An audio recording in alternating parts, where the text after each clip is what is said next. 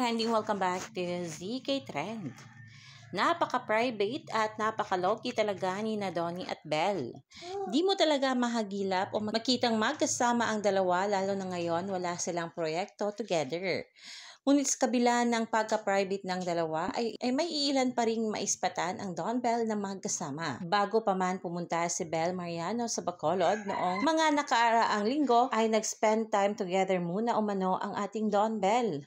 May larawan ni na Donnie at Belle na lumabas na ayon sa ilang netizens, nagbebe time muna ang dalawa bago lumipad pa Bacolod itong si Belle.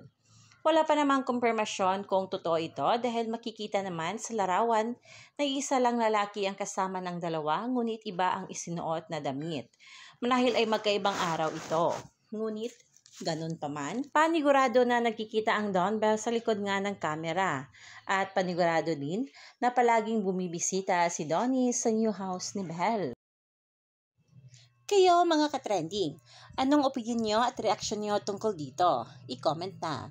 Hanggang dito na lang, maraming salamat sa inyong patuloy na panonood. Stay tuned for more Don Belle updates.